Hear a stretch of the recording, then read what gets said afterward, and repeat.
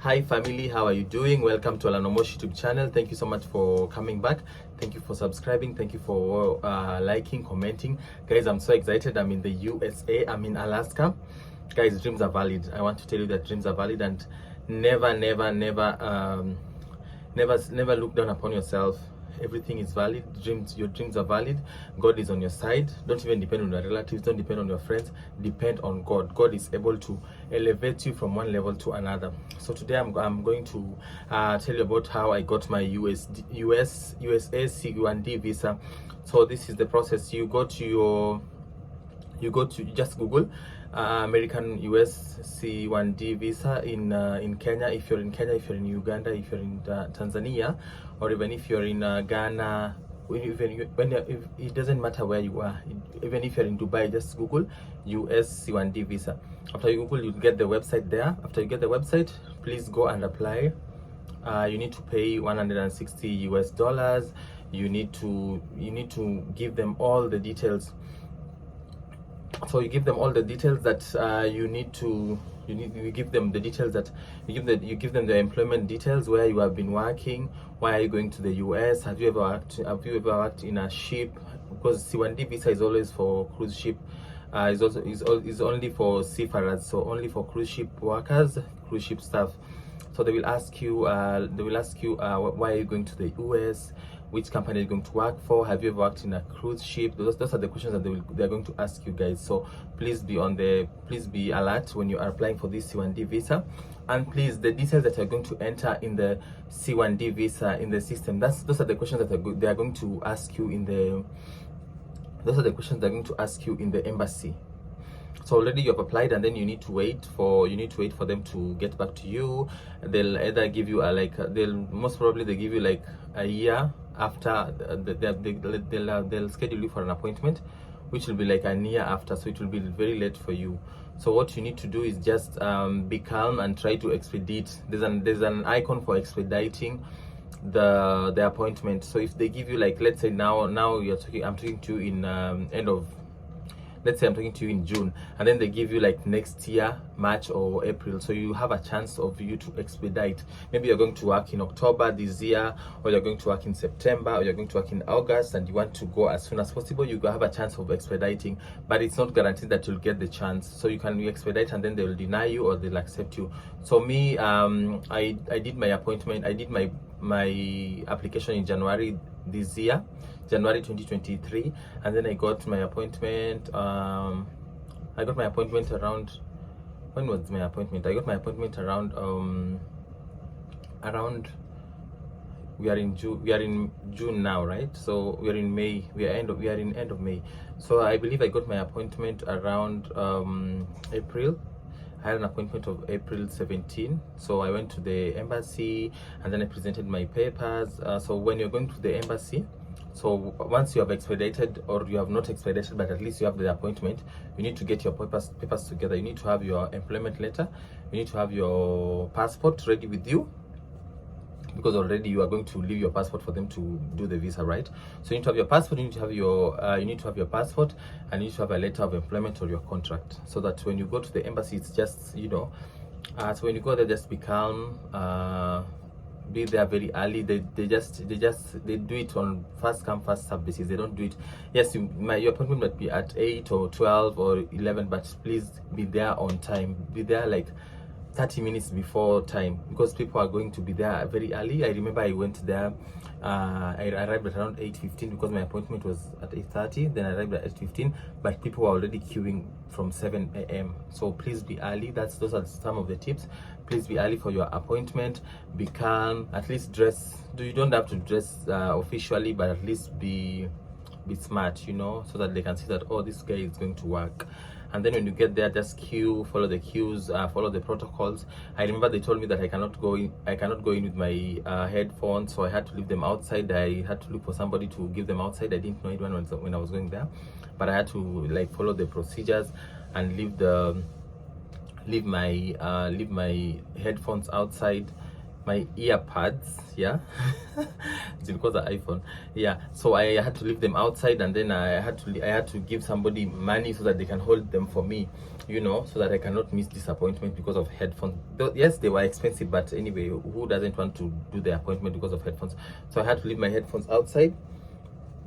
And then after I left them outside, I went inside and I queued, and then I was called. So they call you, they ask you, why are you going? So the questions that they're going to ask you in the, once again, the questions that they're going to ask you in the appointment are the questions that you have, are the answers that the answers that you're supposed to give are they should be corresponding with the answers that you wrote in the system. So if they ask you, like, have you ever worked in the cruise ship, and then you say yes, and yet in the application you said no, they're going to disqualify you. They're going to ask you, where are you going to embark, which port are you going to start.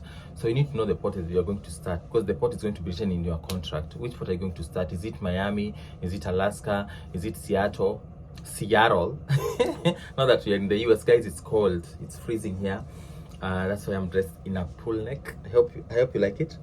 I got it way back in Dubai, and my friends are the ones who brought me to do this. They are the ones who brought me for shopping. So anyway, that's not irrelevant. What is important is that you go to you ladies and gentlemen, when you go to your appointment, you be very early, be very attentive when they ask you a question, and please go through the questions. Please go through your application before you submit it, because once you submit it, you cannot resubmit it and you cannot correct it. So please go through your submission, go through your application before you submit, so that you when you're, and at least if you think that there are some things you're going to forget, please write them down, so that when you go to the interview, it's going to be easy for you.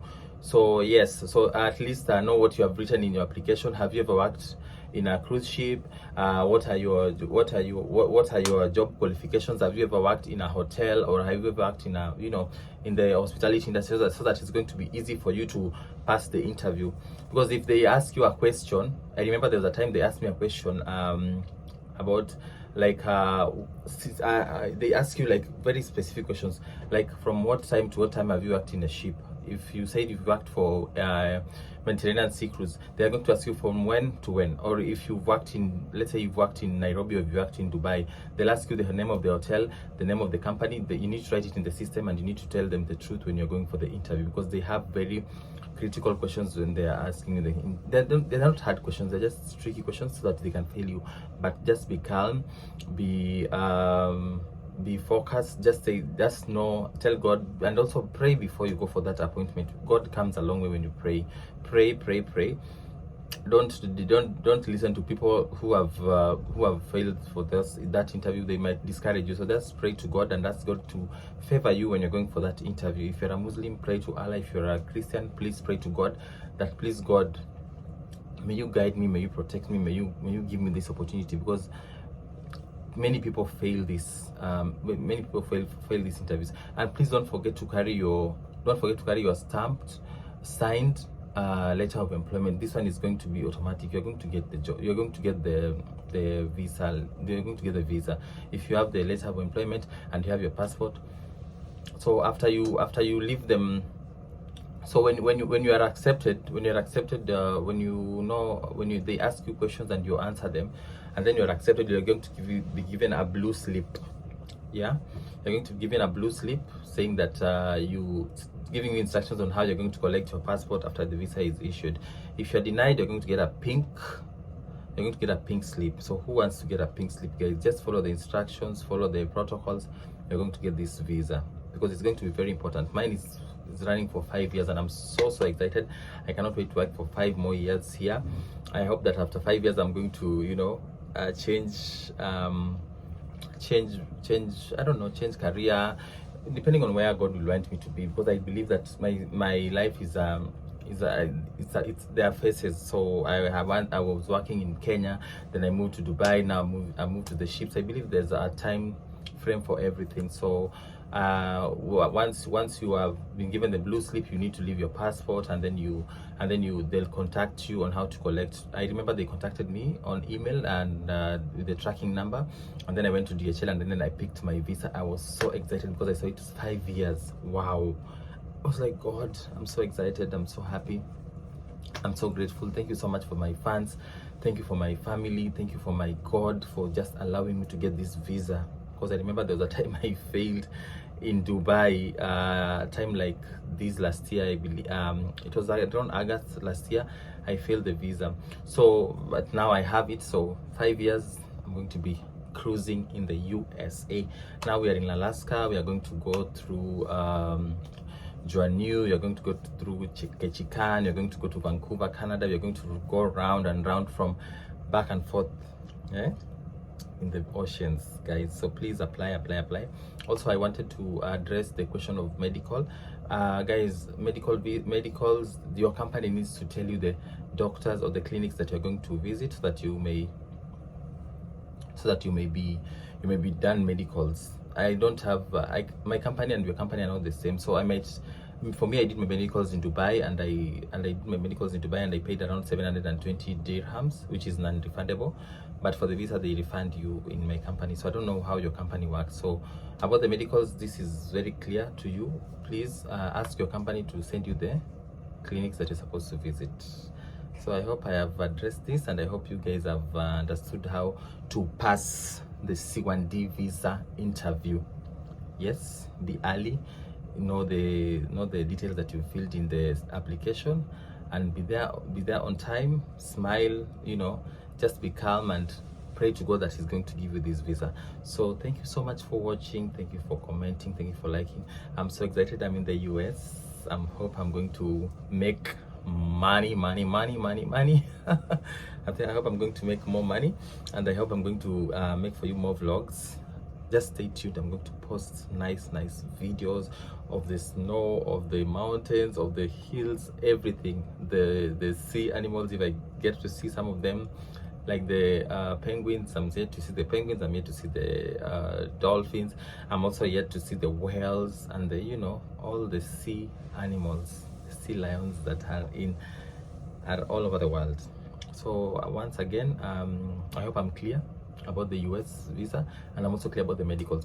Please ask your company to tell you where to go for the medicals. Don't ask Alan Omosh, because Alan Omosh works for a different company like you, and they're always changing. Like I remember there's some of my colleagues were telling me that their medicals are no longer valid because they did them in Kenya, in Mombasa, so they're yet to do them somewhere else. So let your company advise you accordingly. Until next time, it has been a pleasure. Let's keep supporting each other. We are almost hitting 3,000 subscribers, and I'm so excited that you guys are supporting me. I hope that you're going to be monetized soon. Thank you. Shout out to all my fans in Dubai. Shout out to all my fans in Kenya. Shout out to all my fans all over the world, in the US, in Nigeria, in Zimbabwe, in the US, in the UK. God bless you. See you in the next video.